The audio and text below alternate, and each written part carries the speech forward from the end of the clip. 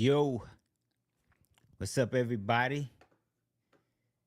It's a beautiful day. I know y'all getting ready for the holidays, so these are my gifts to everybody. Oh, I got a guest up here today, so this gonna be really fun. Hello. Jessica, Okay, you can hear me. Okay. I can hear you. You want? You got you got a. Oh, there you go. What's up, Jessica? Okay. Hey. How are Start to you? participate here. Yes. Good. So this is gonna be fun. I actually, so I had a whole thing for this, right? My goal, I was gonna I still may still do it, or just make it more, I guess, streamlined. But I just want to make this easy for people to grab. So I Okay. was making. Can you hear me good? Yeah, I'm just trying to put the background. How do you do the background? Um, if you are on Streamyard, you have. Let me see. Hold on. You have. So you don't show settings on your side. Yeah, I see settings. Yeah. So you don't have Okay, like virtual got background. it. Yeah, yeah. So Okay. I got a note when they're gonna make an AI jump for me. So it's gonna look pretty cool. So the goal again, I was gonna make it into a They got this one, and you can blur or you can put your own. Um, so I'm gonna name it. I'm actually name this too at some point. But I'm gonna make this out of a whole series. So the goal was gonna create it into a course, and then put the course on so you can get it. And that's what I'm eventually still do it. Like I'm gonna probably edit all of this down or reshoot it on my own and just put it out as a course. But I like to do it live because people ask me questions once I'm done, and it gets sparks different types of conversation and viewpoints to make it easier for people to grab. Okay. Am I the only one that participated? No, so this one was impromptu too, so I switched it. That's why it's like I was going to Zoom, so they'll probably know it's on YouTube Live. So it's some people that probably come on YouTube too, because this is showing over there as well. Oh, okay. So I'm live here.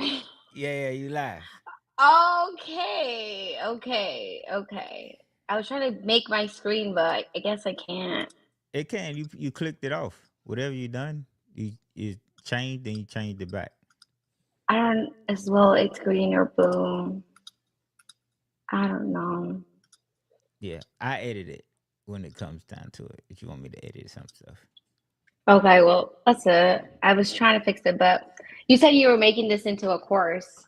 Yeah, eventually I'm gonna record one and then release it as a course. It's gonna get really in depth with different, not so much as um what the sub two strategy is. Okay, there you go. It was on there, so but you took it off again.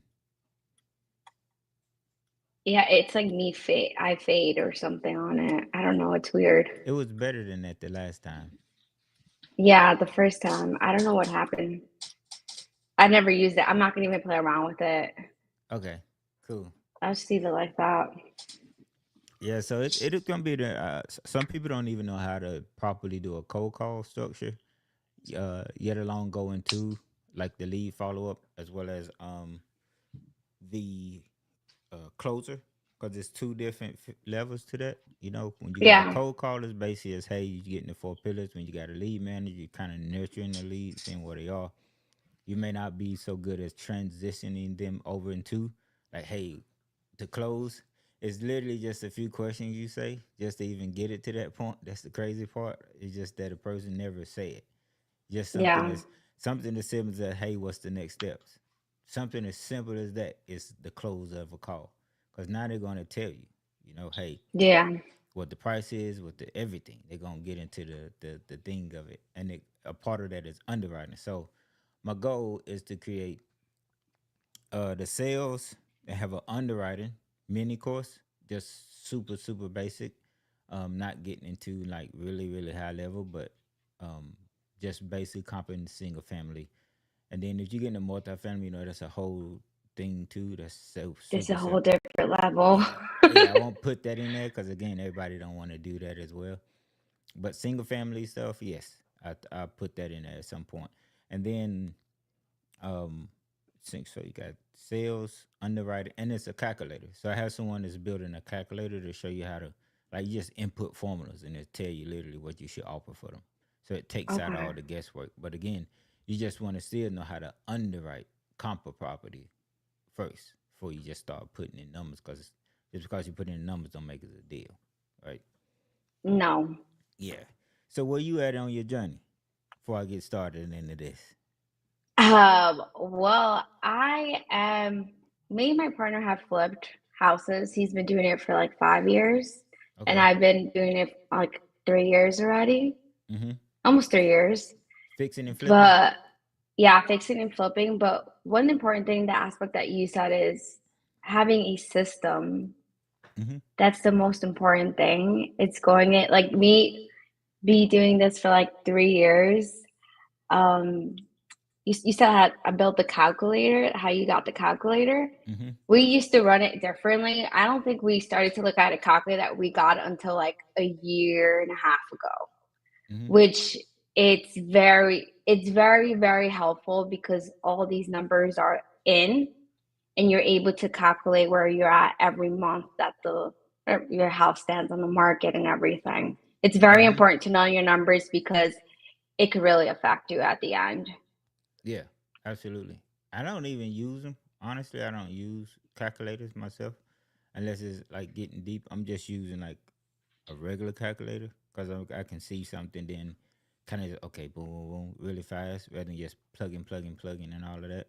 But the reason why a calculator is good is because a lot of people do not add in or factor in holding costs. You know, they just see ARV times whatever the closing costs, agent fees, all of that, rehab, what you want to make, and that's it. Not factoring Hmm. in if you're using hard money or DSCR loan, whatever you want to call it, those are holding costs. That's a fee for that money. And then you got to say a light bill, for example, that you are paying for a person to rehab, or a water bill, whatever that you're using. That's an expense that a lot of people don't put on their sheet. So whenever they sell it, it either that you didn't make as much or you sometimes didn't make nothing at all, right? You way low Hmm. under because you weren't factored in all the holding costs.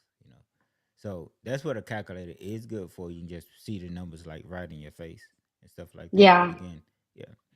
So, but what I wanted to do is start off again. It's a methodology to sales, 100%. It's all what they say. People do business with those that they like. That's a true thing too. Is a part of rapport, you know.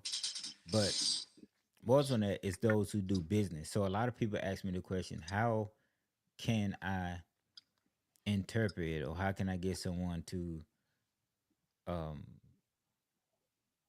sell me something if I've never bought anything, like a new wholesaler, right? And that Yeah. becomes a confidence thing then. Hmm. So you don't want to be on the phone like fumbling, like okay, this and all of that. Like you just don't have any type of confidence. You still speak from a vein of truth too, because if you have especially if you're a part of a community. If you're not even part of a community, you have a partner or you have people that's doing it. You can also you can just refer to them. You know, like hey, yes, we've done this amount of deals. This person has done this, and you naming off their deals, and that gives you confidence. As long as you just know what's going on and you don't feel like you're stumbling. But Yeah. truly, I've never even when I first started, they never even really asked me about certain stuff because I sounded so expert, like I knew what I was talking about, you know. So I didn't have a question like, "Hey, can you send me a website? Can you send me a?" That's a confidence thing. Yeah, I Yeah. feel like that's so important to have confidence Hmm. because if they see you like stuttering or something, that's like they drop the call. It's Right.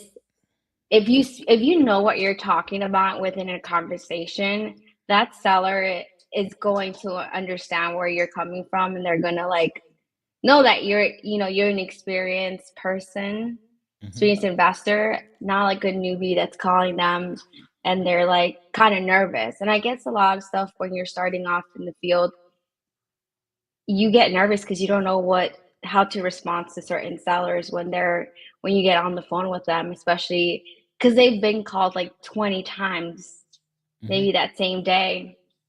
Hmm. So it's about what separates. It's always about what makes you the one they go with. You know, that's kind of the Hmm. idea of it. and how you separate yourself. If from one just being success loves speed, so you actually doing the actual thing and being consistent. That's what gets you success as well, especially when it comes to real estate. Yeah, a lot of people, what I think they fail at is that they do 1 hour today, 2 hours tomorrow, 30 minutes the next, and like, and then they say I haven't done a deal. Okay, but what is the work you've done though? Kind of like what Pace says, like I said, the magic lies within the work that you are avoiding. Right? If you're avoiding doing the work, then hey, there's no results you're gonna get from it.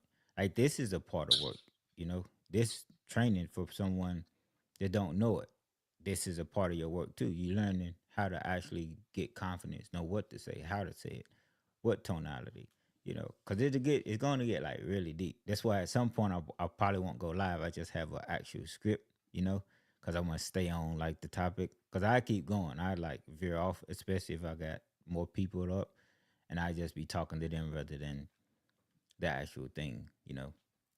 But Yeah. it's actually stuff is different types of sellers. How do you handle those red sellers? The one that get on that just flustered about life, about people calling them, whatever. How do you handle this? Some people clam up, like, oh, okay, and just hang the phone up, not realizing it's just a red seller. You know, a red seller, the type like, okay, just give me an offer. I don't want to tell you nothing about the house. Okay, so it sounds like you just don't want to sell. No, I want to sell, but it's just like I'm just tired of you all bothering me. They get to that point. What I normally do in those types of red sellers is just turning around on them. You know, I'm just maybe like, hey, I understand you getting a lot of calls. I get in the head of them. This is one of the times I tell some people is this is one of the okay times to get into the head of a seller. Other than this, don't get in the head because you are going to introduce stuff like I pay all the closing costs. I can move out all your furniture, like all of the benefits when you don't uh, know what they are looking to come to the table with too. Like they may already saying they already know they're gonna pay half the closing costs. They already know they're gonna move out the furniture. So when you start offering these services or benefits before even getting to the close or even having an idea what that number be, you basically taking money out of your pocket too. And it sometimes don't end up being a deal. So hmm never do that. People do that. They get in the head of the seller thinking they gotta say this thing in order to close the deal when silence is golden. Like I can't wait till we get to that part. Like how many times I've gotten like deals or lower prices just by just closing my mouth. Don't say nothing. Just or this, the rule is the first one that speaks loses. They lose it I've if they heard say that something. so many times. It's a true. It's so true. I promise you. Like all you gotta do is try. Like when you talking to someone and you make your point. I don't care if we on. I do that with so many people. It can be anything. It could be normal conversation with partners, and they say certain stuff. I just sit there because I'm okay. I'm not agreeing to this, right? So I just sit there and let them introduce it, and now I come back with the rebuttal of it. You know, now with your partner, you ain't trying to get over with your partner. That's different. You know, but with a sales, I actually a homeowner, nah, cause I already know they trying to get the best price for them. But I have to think about my company itself, the people that I'm responsible of. So I can't Yeah. go but so far. You know. So it's just about I done did it with furniture. That's why sales is not just like only restricted to real estate. It's anything that got to do with sales, cars, furniture, hmm whatever. You know, I didn't use it with furniture before when I first started learning this stuff and got furniture knocked down. Like true story. When I first ever started learning like how to Really? use a tech, I promise you, I went in a furniture store and I just tried. I just learned about one of the books that helped me was "You Can't Teach a Kid How to Ride a Bike at a Seminar," the Sanders Sales Method, and one of them is talking about the quiet. Just be quiet. Say something. Be quiet. Don't say nothing. It talks about silence, right? So I pitched him the thing, the offer on the it was like some end tables or something, right? I was going to it was priced already good, like 100%. I just want to see what I just learned worked. So Tested I it out. tried it. Right. I told him the price. He told me. And I was like, And I took 2 steps back, like I was backing away from him, like he was losing the sale, right? Just psychology stuff, right? And immediately the person started dropping the price down again because he thought he was about to lose the sale, right? Oh. Literally. And it was a little scuff on it. You know how when furniture is sitting out, like people touch it, that's all it is. It might be a little scuff, not paint off or nothing, normal stuff, right? And they literally dropping it down based off of that. Just me backing up. So now when I talk to sellers, I do the same thing. Introduce something like a offer price Mhm. that I may be at, and then I be quiet. I'm talking about 2 3 minutes. I done sit on the phone sometime, complete silence, and then they'll come back with their price because they waiting on you to say something different because they thinking the same thing. Like, okay, I don't really want to accept this, but I don't know what he feeling. I don't want to speak too fast, you know. So you got to think that. Just hold out, cause this is how I think too. That I'm not coming to buy your house. You are coming to buy my money, right? I don't need to buy your That's house. nice. You need my money, right? So if you come with that psychology, that automatically not makes you be the one to what we call commission breath. When the person just want that commission, like an agent or some type of a person that's selling products. If they are just thirsty, they just gonna be just throwing stuff out there. Gonna sound desperate, and the person can hear that. That a lot of times a seller will be stern on price, or they're gonna get off the phone because they feel like if you desperate for this type of um, sale right here, you're not doing a lot of deals. And think about it, this is a huge investment that they have invested in. They have Yeah. invested in a lot when it comes to this property. So they're not so quick to try to turn it over to you, right? They want to make sure you are the person that's going to actually turn it, that they can buy it, you know? Mhm. So where a lot of wholesalers and things go wrong is just in the second part of it, which is underwriting. They underwrite it wrong and then they lock it up high. They good. They got the first part right, sales, right? But now they can't underwrite. So now they lock up bad deals and put the sellers in a bind because the sellers sometimes pack up U-Hauls. Like they be moving on with their life, and then all of a sudden you come back, hey, I'm not gonna be able to close because of I'm gonna have to just cancel the contract. We couldn't get funded, whatever. You know, and just make up a story. But the whole Mhm. time you acted like you could sell it or buy it essentially. So Yeah, you priced it too high or something. yeah, a good wholesaler, like when you are along this journey, I always tell people to try to get relationships with DSCR lenders. So even if you're not able to like take it down, you can still get a loan on it, like a DSCR loan, and fix and flip it or assign it later to a person that can do it. That fix and flip it or just fix and flip it yourself. If you're not that far along, just don't lock it up. Just don't get to the point that you ain't got a huge buyers list. Not don't worry about it. Don't just lock deals Mhm. up. That's why a lot of the wholesale industry is being regulated right now because of just stuff like that. You know. So, Yeah. but it's gonna be like super fun. Cold calling is where I tell people it's not a money making activity, but it is the activity that leads to a money making activity, right? Acquisition, if you have an acquisition company or people that do cold calling for you, it's essential to getting a warm lead, unless you're doing PPC, which is pay per click, or Yeah. pay per lead, right? Or having people sending in JV, sending you deals from you posting on sites. So it's other ways of getting lead sources. But the number one thing, and we're gonna like whiteboard and stuff too. We're just gonna be like a I don't want to get too far down the line. That's why I'm kind of keep every time I jump in my mind's like, oh, hold up, don't Yeah, say I'm that. just like we're going. Okay, I'm just not going. Yeah, yeah. I'm not gonna go too far. I want to like take you from.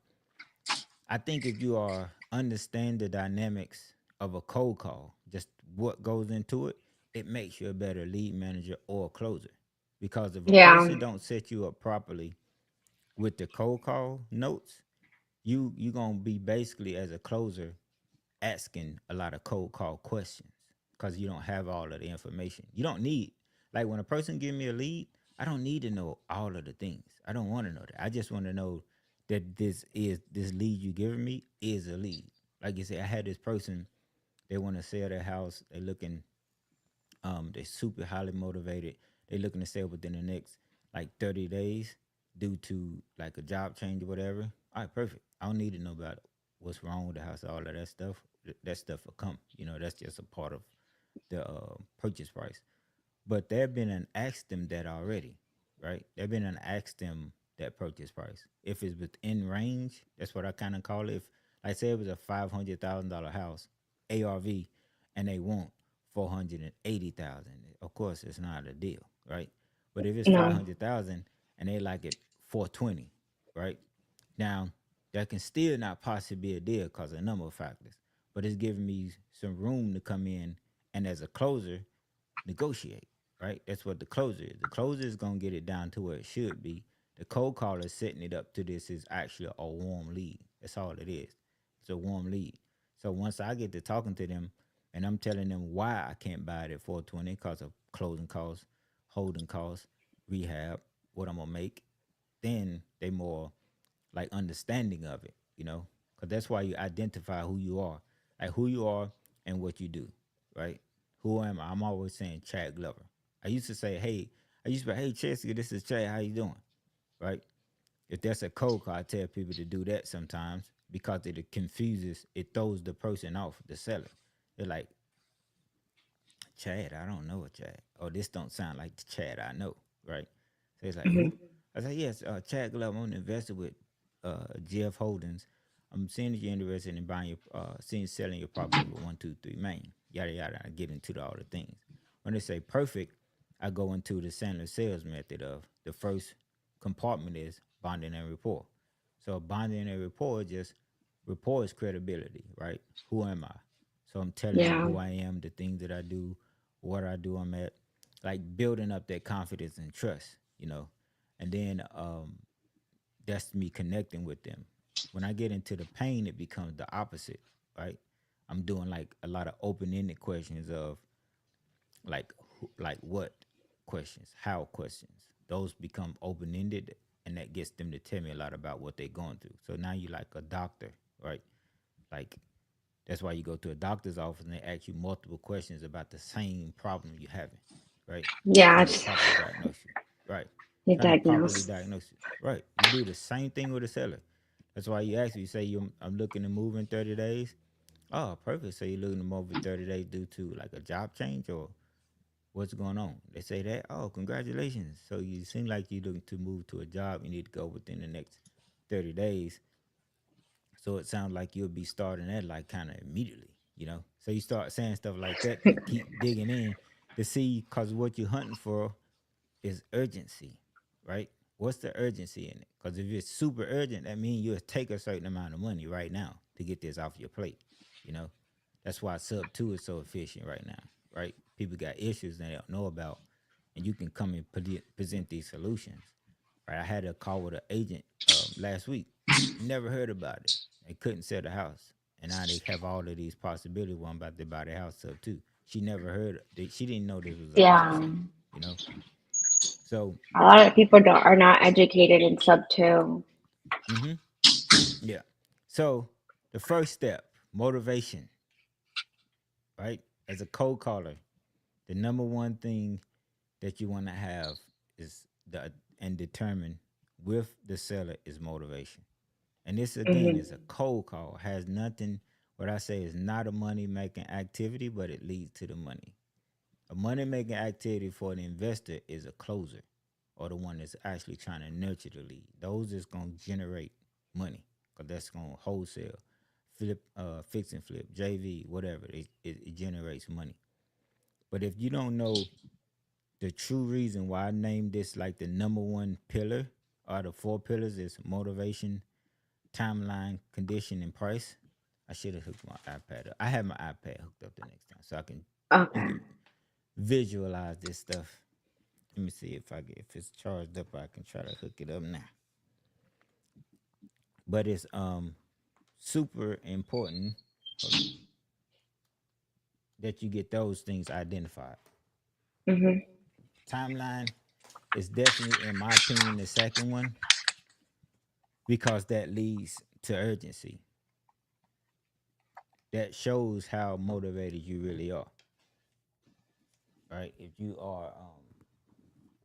you are motivated or not. If you saying, "Hey, I'm looking to sell within the next 6 months or so," then that means I'm gonna call you back in 3 months. I'm gonna cut that time in Yeah. half, right? Hold on for 1 second.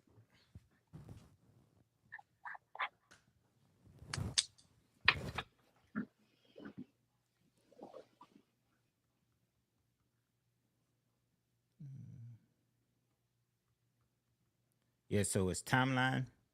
Then after that is condition. Condition is kind of, it's important, but it's not important. Not only as a cold call, right? Because once you start talking to them and closing them, you already know. Like I built this house in 2018, right? So you know ain't Yeah. nothing wrong with it, right?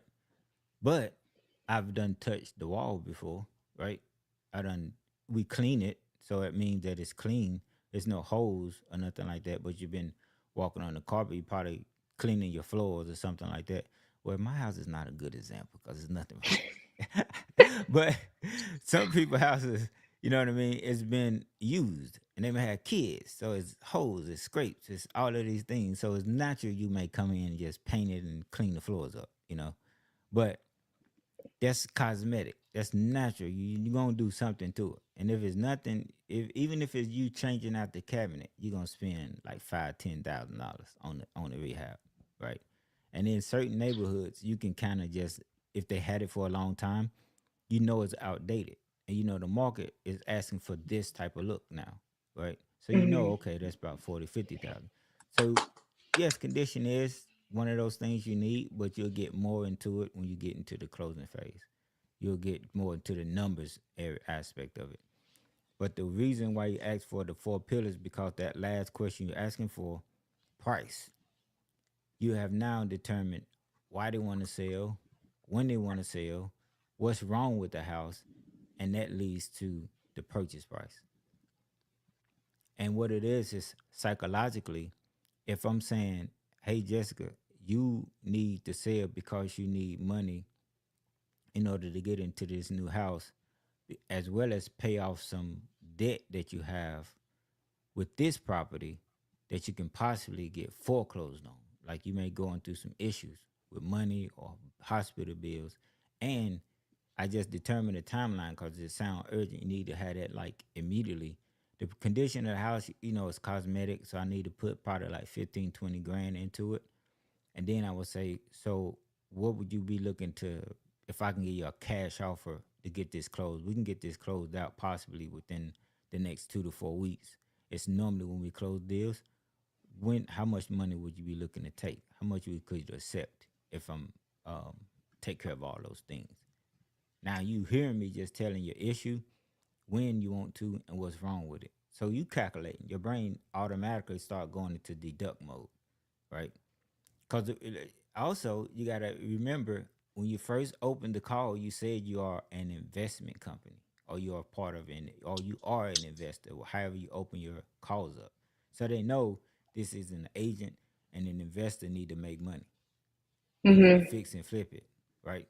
So that's in their mind already, and they kept talking to you, right? They're already talking to you, so that's a deduction. They already know they're not getting the top value, right? So as a cold caller, what I used to train my guys in, I'll be like, hey, once they say yes, they interested, open Zillow up. You already got Zillow up. Just pop their address in there and look at Zestimate. Zestimate is not a real number; it's an algorithm, right? But it's the Yeah. algorithm looked at all the comps, added them up, and said, hey, this is what the number is. Not a real number, but it's sometimes be close to it.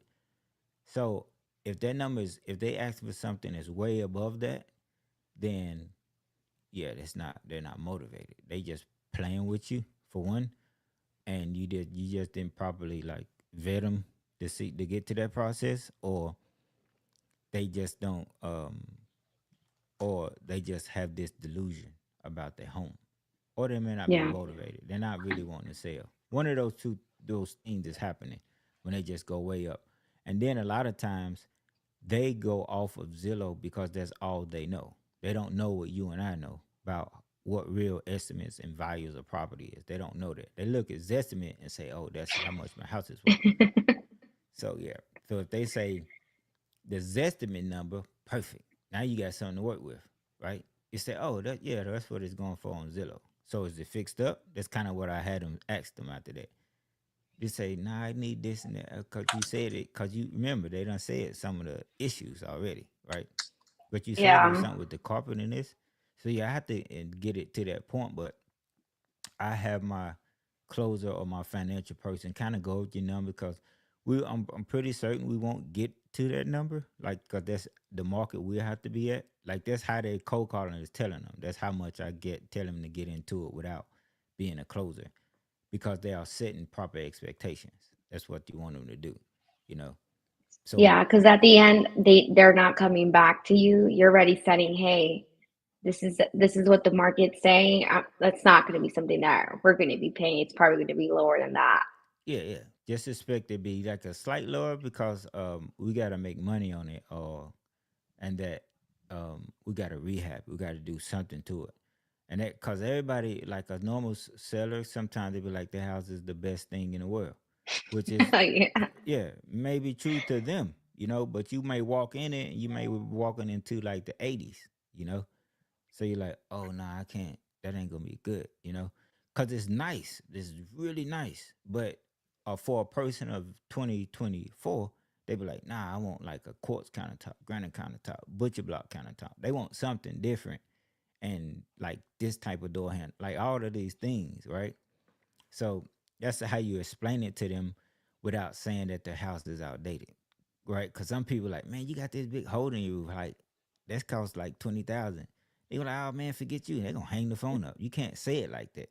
I don't care. I don't walk in houses that look really bad, but I'd be like, oh man, this house is pretty nice. I mean, it ain't, I just fixed that. That's fine though. That's nothing. Like you can't. You got to make it sound like you are complimenting them still. You can't disrespect them or they ain't gonna get away from you. You know what I mean?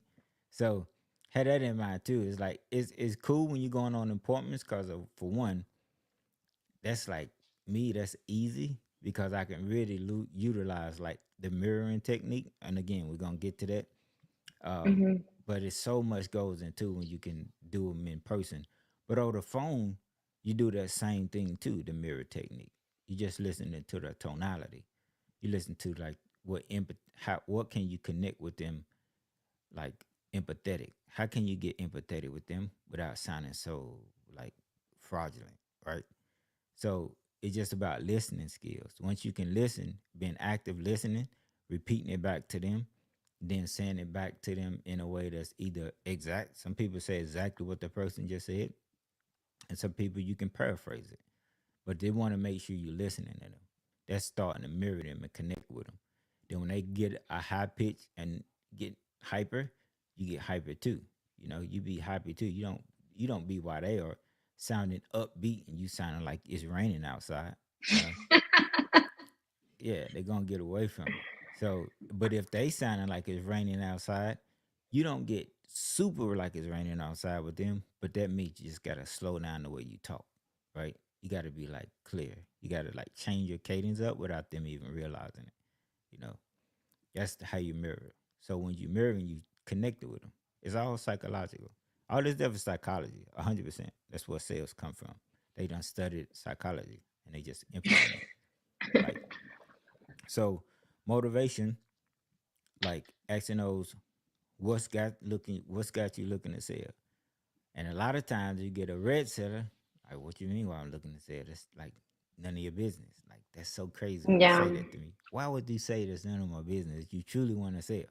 So how I said without getting, depending on who I'm talking to though, like truly, like sometimes you got to get forceful without being forceful. Like you don't argumentative, because if you are trying to convince somebody that believes something and you trying to like, nah, but I'm telling you, it's really like that, like convincing them against their will, they're not gonna switch over to what you're saying. You got to ask them questions, you know. So you saying that you think that it can be, would you think it'd be better if I just come in with like a contract they pay to like the whole 30,000? You think it can possibly sell at 350 still without doing any of that?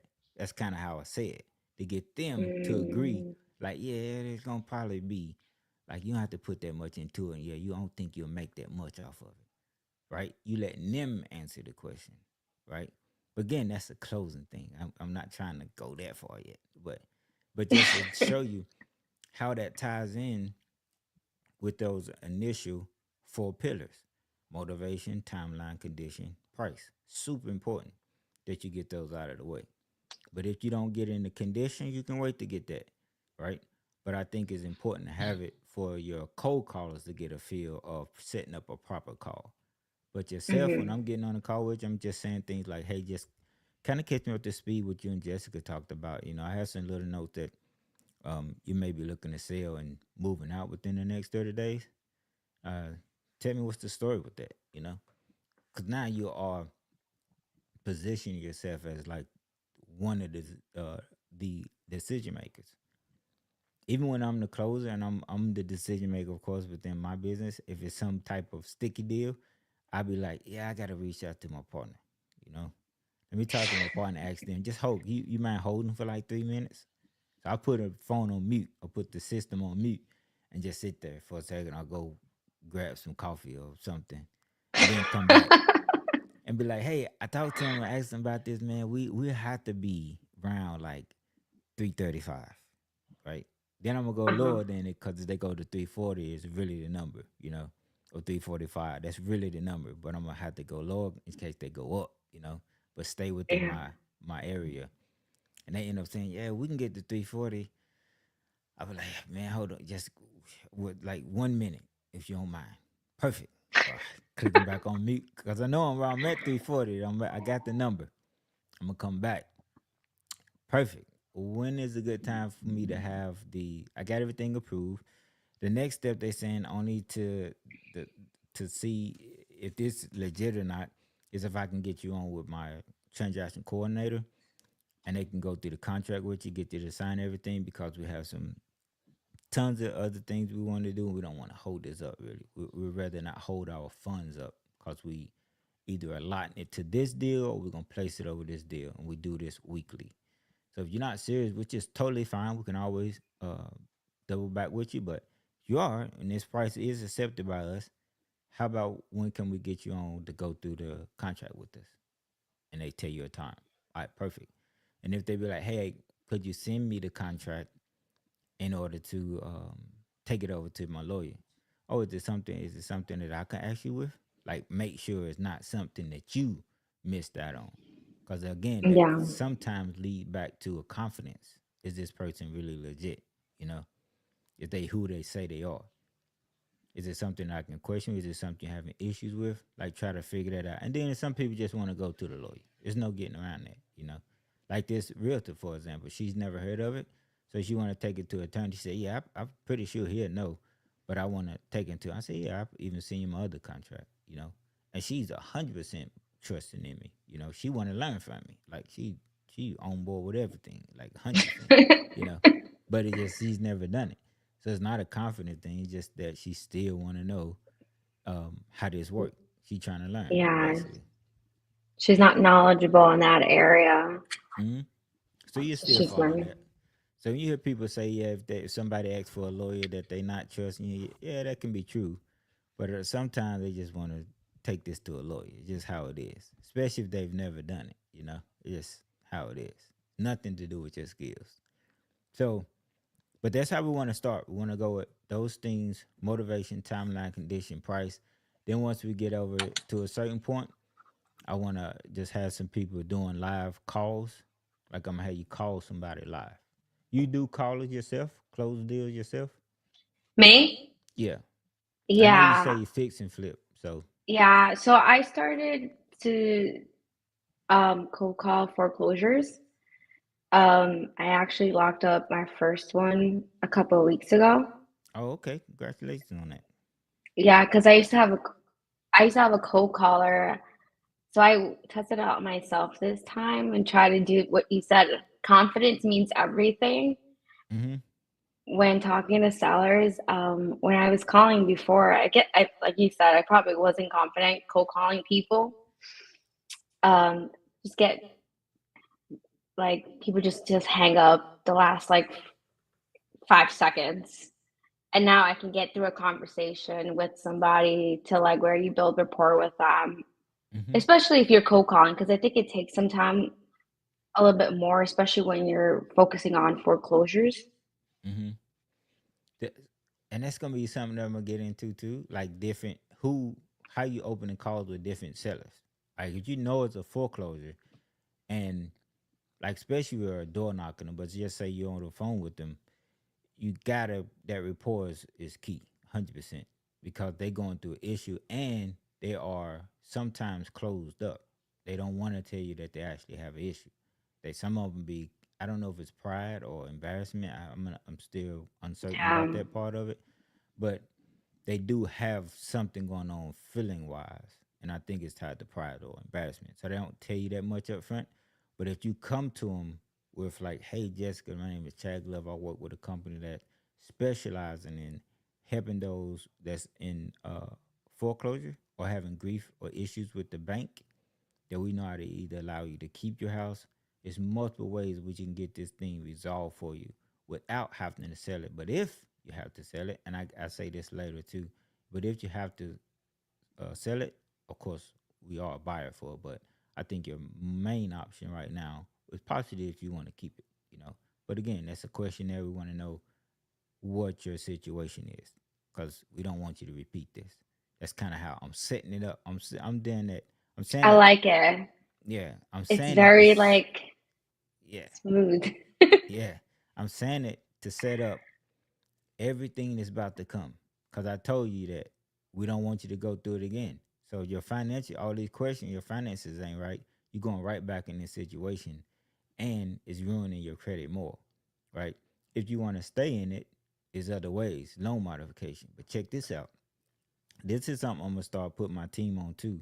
It's like, hey, we can set up if you really know work with us, right, without selling your house, and if it does not sell, right, and sometimes this can backfire too because there's no legal recourse to what I'm about to say, but I can put you on a contract that's saying that if we get this done, you just pay us a flat fee of $1,000, right?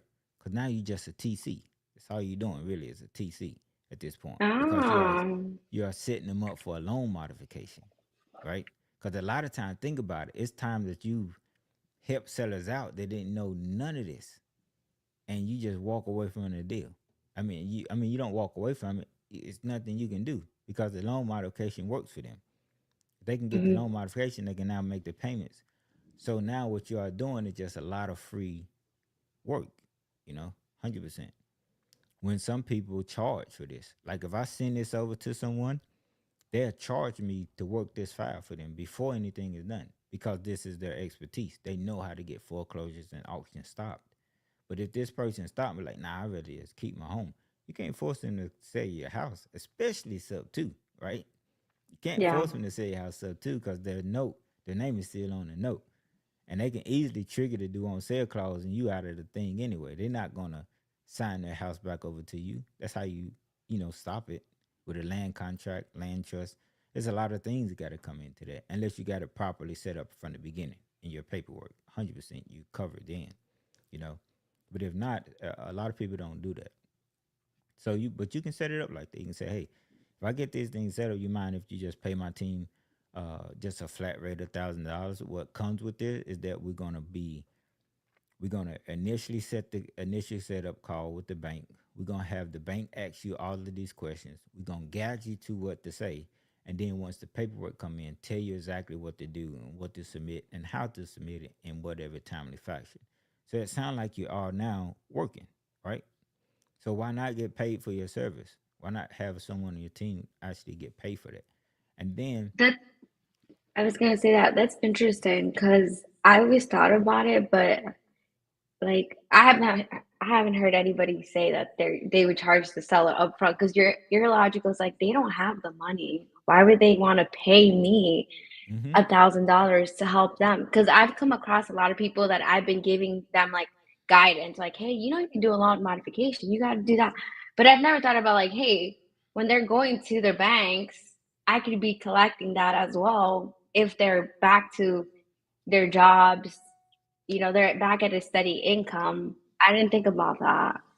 yeah, if they good already. Like, so I'm not saying, hey, before I even do anything for you, like, hey, a check. No, Lord, no, don't never do that. You always lead with, hey, I'm about to help you on this thing. But if this is something that we can, but also before you get to that point, you done determined if they have money. You done already determined Okay. that. You done determined if they want to keep the house, if they can do this, this, this. and all. There's so many questions you'll ask them, you know.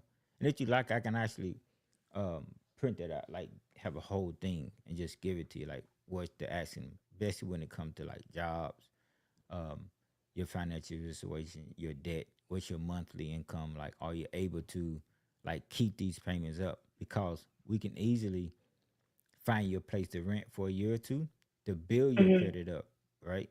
And then once you're done, reach back out to me. I can place you in the house, right? You can start marketing for houses that you can get them inside of on a wrap, or they can just finance it. You know, if their credit is back good, but you can finance them, give them a credit repair company, or you can create the Yeah. credit repair company yourself. Like this is another vertical. You can just learn how to credit repair. Like it's not hard, and you give them with this card called a built card. BILT is like a card that's like a debit, and it reports to all the Oh, credit card agencies. okay. Yeah. So now while they are paying you through that card, is reporting to the agencies, and their credit is increasing, and you help them credit repair by sending those dispute letters and all of those things. So you got a full service. So they paying you for credit repair. They're paying you for the wrap note that you got them in the house in. And once they refinance you out, you get a check too. So you get like paid 3 times on that one deal. That's so interesting. Yeah. You get paid like multiple, you get paid once it closes, right? If they wrap the deal, they give you a down payment. Once they inside of it, they making payments and you paying the mortgage and you still getting money on top. And then once they refinance it, they getting a check. And if you're doing credit report, that's 4 ways you getting money for the credit repair. You know, you can just say give me a subscription of $40, $50, whatever you name. Is some credit repairs is like 97. It depends. It just depends on your situation, you know. And you literally just monitoring their stuff for them. You can set somebody else up to do that. Yeah, Yeah. that's so interesting. For sure, yes. You have to send me that out. Yeah. Just The questions. Yeah, just a number of questions. That's all it is. Just before you get to the point where, hey, I can work on all of these things behalf because it seems like you can really stay in the house. Cause you didn't just call in and say like you said my company specializes in. So those are all upfront contracts with a person, right? Upfront contract you understand as like if you just meet a person and y'all thinking of getting really serious, like later on in relationship, now you asking each other deep questions like, hey, what's your interest though? Like, do you like children? And they say, no, I don't want none. Oh, perfect. So you can't say later on 2, 3 years like, hey, I want kids. Now the person just told you that they're not wanting that. So you can't break that contract essentially. If you do it now, their interest may change. Like, yeah, I've been thinking that I want to, you know, but you can't hold that over their head if they said it in your first upfront contract. When we first started having a conversation about going being real with each other, that this what it was. So you do that same thing in sales. You asking these upfront contracts. If I can get this thing taken care of, would you be willing to like give us like a small fee on it for just doing the work? We normally charge like higher than this, but we can give a flat fee from 500 to $1,000 once this is all done, and I can send you an invoice and a contract for it. Is that okay with you? They be like, yes, right? That That question sounds of awesome. is it okay with you is the upfront contract. You know, that's what Mm. the Sandler sales method is. It's bonding and rapport, upfront contract, and it's pain, right? Then it's of course fulfillment and like small compartments, but we focus on for this call we're just talking about because we have motivation, which is pain, right? So the upfront contract, who you are, what you is. Hey, if I can get this thing closed out within the next 2 to 4 weeks, is that something that you may be interested in doing? They were like, yes, perfect. So now I'm setting the stage for you agreeing to me. That's all it is, upfront contract. So you're getting them to sign this invisible paper by them agreeing to what you're saying to. And now, hey, what's got you looking to sell? Oh, perfect. It sounds like you got a good job. Congratulations. See, you don't mind what asking what do you do for a living? They tell you, oh man, that's awesome. Now you connect what they just told you, whether it's IT, for example.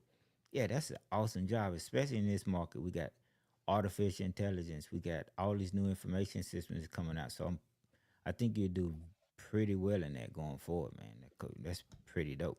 So hey, so you want to move and you got this new exciting job, and I'm pretty sure you're gonna be making good money. I had to probably hire you. You know, it's like say something to get them laughing, and then say, so it sounds like you want to move within the next 30 days. Is that what it is? Like you ask the question like that instead of say, when would you like to sell? Like, sounding too generic, like you're reading from a script. Sound natural, right? Yeah, like more of a conversation going. More of a conversation, 100%. So now you're at that stage, and they tell you like, yeah, I'm looking. I need to be gone out here now. I done start packing like all of the things I've been having people calling me. Well, let me be the last person you call and talk to. How about that? I hope so. That's kind of how they go. I hope you are. They start laughing, whatever, you know.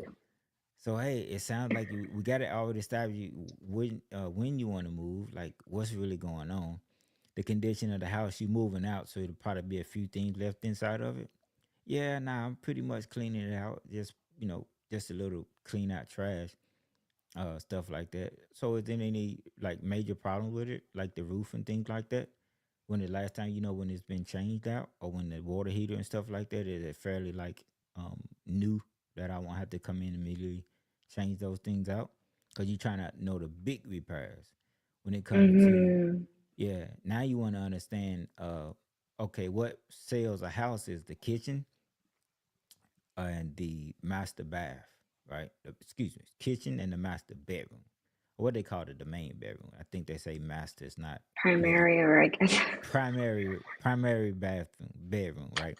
Because they say you Yeah. don't supposed to say master no more. I guess because of the whole back in the day thing. You know what I mean?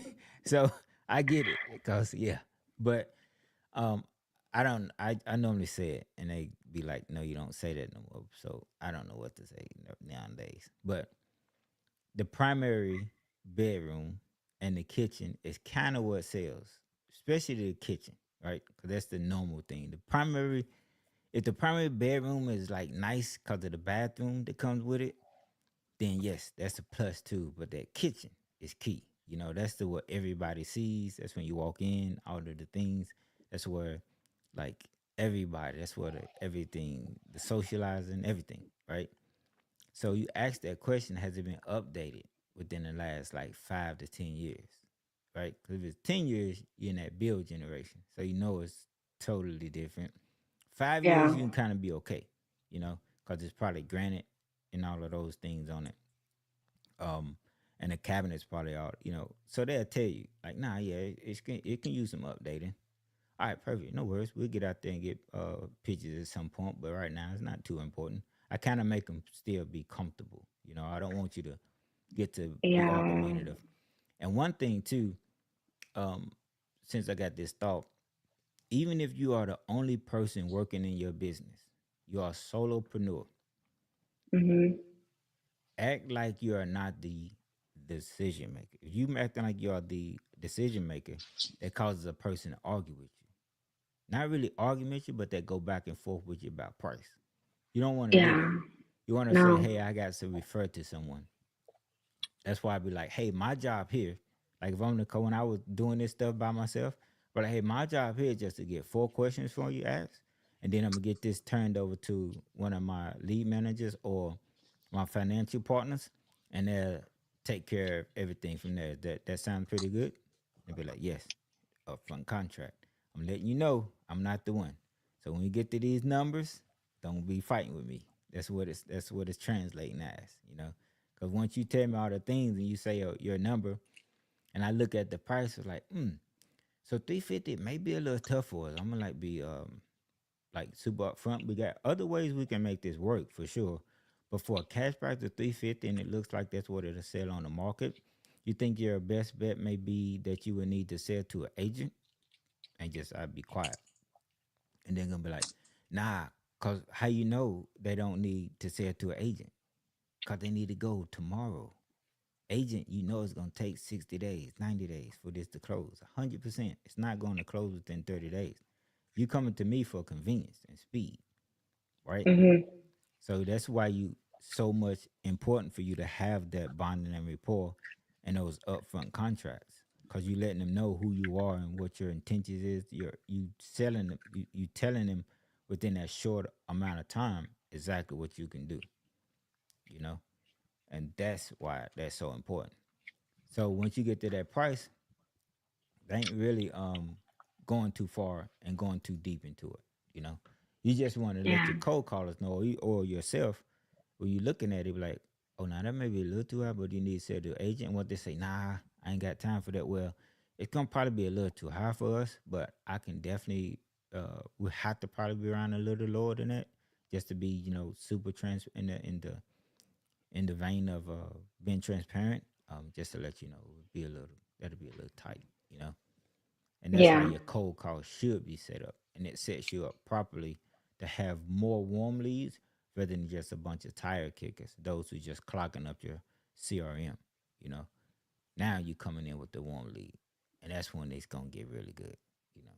And you just catching you up to speed and all of these little questions that you ask and this transition words that you ask too, like catching up to speed. What if we can get this closed out at the price you're offering for? Um, is this a good time? When can we get the paperwork started? Like stuff like that to get them to answer you, because you want to at some point as a closer you start turning the table. That starts selling to you. That's why you when you are at the closing phase, and we ain't gonna go that Yeah. far. 'Cause I truly wanted this call to be about the four pillars. Like I call this the boring call for real, The but board. it's been good. Yeah, that's why. Yeah, that's why I'm glad you're here because it's making it fun instead of me just talking to the. If I was just talking to the camera, I probably been done because I just want to go boom boom boom boom boom. But by you here, it's making me have a dialogue. That's why I like when people are up here. Instead of me doing it Okay. like the actual course like I want to do is course is cool, but when you have a dialogue, it is better in my opinion. So yeah, I'm gonna still format it. I may edit some of this down, or whatever, but not too much. I like it to be raw. Like here you go. So and I'm not selling it. It's just free, and this stuff costs money. I know people that have sales courses. Yeah, I And was confused a little bit. I was just like, he said an audience. Is he going to be teaching something? He's going to be with somebody else on it. So I yeah. was kind of confused about it. But no, I totally understand. Like the way you went over it was very detailed. Hmm. And like I had questions too to ask, on especially because you've done foreclosures. Yes. And the way, everybody has a different approach on doing that. Every investor does their way, and everybody has their way of communicating with their sellers. Hmm. Um, and I like the approach that you take and how you presented it from like, right now we're doing the four pillars, but how you spoke and how you've set the examples on with the sellers that when you're trying to get into condition, Hmm. that transition that you just explained with them about what are they taking with them, and Hmm. then that you got into like, hey, about the condition and how old the kitchen, when was the last time the kitchen was renovated. Hmm. Yeah, Yeah. it's just so interesting because it was just like it's just a smooth conversation when you're having with sellers and they tell you everything instead of I usually have the approach. And I asked them about it, about the condition of its property, and then, I mean, they start telling me everything, and then that's how we go about it. But I like your approach. I probably am gonna start implementing that. Yeah. It opens up. It just makes it a smoother, allows you to get more accomplished without sounding like robotic. You know, Mhm. like sounding like you just a salesperson, and that turns people off. Foreclosure is just it's just one of those things where you gotta be that right seller. That's not right seller, but those seller that's just want to be open. And if they're not open, how do you get them to open up? You know what I mean? And there's so many ways. Like if they want to keep the house, say they truly want to keep it, and you just say you don't have the money, so you don't have to charge that $1,000. Just say $500. You know what I mean? I wouldn't charge $1,000 obviously, but if you want to, 500 to 1,000. That's why I tell people like 500 to 1,000 if you want to do that, because If you turn it over to like friends that do it, like this is what they literally their business is that, and you are depositing money to them before they do it. You know, you deposit it, so it may not even work, but you may be out of 450, $500. You know, but that's the cost of them doing their job. You paying them for their time. You know, and that's um like the honorable thing to do. I wouldn't want you to do stuff for me for free anyway. That's just not how I think. You know, but with sellers, they don't have it. So you don't want to introduce that to them. But for those who had ability to keep their house, you can give them a loan, right? You can say, hey, I would, and write up the paperwork. Now, there's paperwork involved in this too. Again, like for people who be hearing this, don't just give them money, right? It's paperwork you gotta have, like that protects you. Like you actually have a lien on this house, like a deed of trust and stuff like that, promissory notes, all of that, that's attached to it, the property, and you can actually build in equity on that deal too. So if they want the loan, you can give them a loan to catch with the reals, be paying you back on that, and you selling them back their house on, but say at a higher purchase price, you know. So you basically bought the house without buying the house. You just created equity in the house and created money that you're getting from this loan that you just gave them to pay you back. You just know you're not getting that loan back until later on. Like they don't have the money to pay you that back in 12 months, like a traditional private money loan, right? Yeah. You got to wait for 30 years, probably 20, whatever, whenever they're getting that back. But when you do get it back, you also got this equity on top, and you've been getting money paid off your money too. So different ways you can make. If you can think of it, you could create something to make money off of it. Yeah, You just had me thinking a lot. yeah, This was very helpful. yeah. Foreclosures too. Like it's stuff that people do what you call surplus funds too. That's a whole nother I've thing. heard about it, but I don't know nothing about it. I know it's just about like when they foreclose on the And they seller sell it. and it's just get the money back if it goes over Yep. If whatever it they goes over owe. what is owed, they get that money. They supposed to get it, but they don't know that though. But you got to be Wait, filing. It's a lot of paperwork. I've never done it, but I know people that has done it. okay. It's paperwork. You got to be first. You got to number one rule. Got to be under contract with this seller too. Say, hey, when I get this money back, we're gonna Mm, split it 50-50 because you don't know nothing about it. And they can't say no because if they say no, okay, then go about your business. You don't know how to do it. And not you ain't gonna say go about your business, but you get what I'm saying. Don't be like a yeah, jerk. You don't want to never be a jerk. I don't be a jerk, but no. yeah, but you don't want to be like, well, this is what we specialize in. If you want to, reach back out to me. We can see how much you owe. We can cause you lost the house anyway. You lost the house. The house is gone. There's nothing. I mean, that's done. We just trying to get you some money at this point for something that you don't own anymore. That's sitting there in a bank, basically. You know.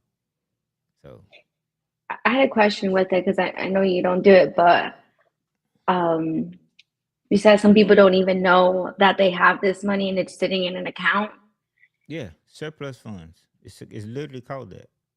And they know, so you're telling me that these homeowners don't get like a letter saying, "Hey, this is what No, was."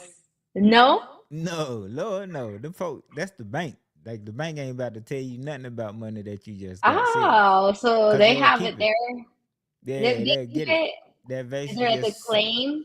they just got it. They just have it there, and of course they'll be using it at some point, just like they use our money that sit in the bank. You know what I mean? Ah, You got that's to so claim it. It's interesting. kind of like if a person lose their house due to taxes or whatever, they have a Yeah. redemption period where Yeah, I've heard of that. right. So it's similar. It's similar to surplus funds. Similar type of concept. The surplus, the Okay. money is sitting there. This then sold and this excess is right there. It's sitting there, because the reason why, for example, agents, banks have those REO properties, right? Like when it's bank owned, the banks own the properties, and you would wonder why can't I just call them since I know this is on the website for bank owned property? They just won't sell it to me because they don't have a system for that. They don't have a process for that. They just in the business of money and not in the business of real estate. Yeah. Therefore, they hire an agent, right, to do all of that for them. the agent will be their main one that sells all of their properties. So you want to get a relationship with those agents. Be like, hey, this is what I can do. I can be the one and just create a good relationship with them. And they'll send you all those deals where you just submitting offers to them, you know. And That's, yeah, that's that's and interesting. a lot of those are on LinkedIn. Just Google REO agents and you get a ton of them. You know, so The many ways to surplus, make money. yeah, the surplus. I'm definitely gonna look into that. Yeah, yeah. One of my friends do it. I heard it do it. I think we probably have a Zoom on that too. Um, so yeah, it's gonna be cool. I may. I told him I'm gonna learn it with one of my guys and listen to um Pace go over some stuff with us too about it, and I'm gonna share this stuff because I'm gonna delegate it to a team member and just make it a Okay. part of my business that's foreclosures. But had them do it, and I just get a piece of whatever we make off of it, but get it, make sure they get paid. That's how I'm gonna, literally how I'm gonna do it. Just delegate it off to somebody, cause Yeah. it's like 6 or 7 letters you gotta send in, so it's work. You know what I mean? But it's legit, and it's not. It's don't nobody know that they owe that money. That's how it is. You just like gave me a whole. I've spoken to people that their houses got foreclosed, their inheritance, and they just lost everything. I never knew that Right. they had this other option. And it'll literally show what it sold for, and it also have what that note was, right? That's the surplus. That's why it's surplus, right? It's this money because the bank sometimes be trying to get more at the end of the day. You know, they don't, and just get it, but they can't do nothing with that money by law. Cause think about it. Mm, If you sell a house, you sold it for a higher purchase price. That's your profit. But a bank, it's paying off their note. The customer rep who got this transaction and did all the paperwork, they don't get that extra money. It got to sit there. It just goes over here. They can't take it. It's just sitting there. It just want to pay off my note. I want you to. It's kind of like the idea I have is that I don't want no more than what you owe me, and I don't want no less than what you owe me. That's the bank's idea. They don't want no more, no less. You know, they yeah. do. Whenever you have that video, definitely share it. I I I'm gonna want to do a learn whole more thing about on it. it. Like literally one of my things they've been asking me to do is like 2 day in training stuff too. And the only reason why I'm gonna push it back another month because I had so much other stuff I want to put into it. So I was gonna do it January, but now I may push it to February unless that's why you don't hear me advertise. I don't even talk about it. What they said that's not good either because of course you want to give people time. So I may start talking about it after the holiday. But I want to do like the whole thing to show people how to get a contract, like legit. You can get a contract in 2 weeks, and you should be getting paid in 4 weeks, a hundred Yeah, percent. That's I think that's that your thing. yeah, it's about staying consistent, and I think the way that you're trying to give value and you're not charging it's free, it's Hmm. gonna help so many people. Yeah, it's gonna be dope. I got a ton of stuff I want to do. This is part of. This would be setting it up. I want to. Um, this would be like part of what I want people to go through. I probably edit part of this down. Yeah. This is what I want them to kind of go. Oh no, it's live. It's just once I'm done, it's gonna upload. But I can take it down and edit it down for sure. Um, Okay. yeah, but this sales underwriting all that stuff would be. I want to just have people to know, and then once they choose to come to the 2 day live in person stuff, it's gonna be like work. You know what I mean? I don't like to do a lot of talking. Like, just go come hear me talk. Action. Yeah, no. Just if you're gonna like invest in something, I want you like to get something out of it. Like, I'm really big on that. You know what I mean? That's why I don't charge for so much stuff. You know what I mean? Because I want to like I done paid for it. Let me just branch it out. But if it takes up other people's time, then yeah, I gotta pay them. You know what I mean? But Yeah. still, I don't want it to be what I paid for. I done paid a ton in my education, and I'm gonna pay a ton more. You know what I mean? Because I'm gonna keep learning. You know, I want to keep learning. I got goals. So No, that's good. But cool. So is this the only part you needed me for like the four No, yeah, no, to you go can over? come back if you want to. But the next one is Oh, gonna be it's gonna be fun. I hope I have two this time. I'm gonna try to see at least two people because okay. at some point once I do the presentation on like what are my objectives is, then I'm gonna have them like do it. Like okay, practice this thing we just said, and then the Okay. next time we go boom. So I may go every day, except Christmas of course, and on Fridays at 3 o'clock for like an hour. It'll probably be from 30 minutes to an hour each time, and I let it know because I don't want everybody won't sit through this whole video. It's just how attention spans are. They won't sit through an hour. Okay. I just realized, hey, dang, this hour went by pretty fast. Yeah, yeah. I was looking at like, dang, it's like an hour. I looked over a minute with like 50 something minutes. I like that's why I squinted my eyes. I was looking at the clock like, oh shoot, I didn't realize it was on here that long. But Yeah.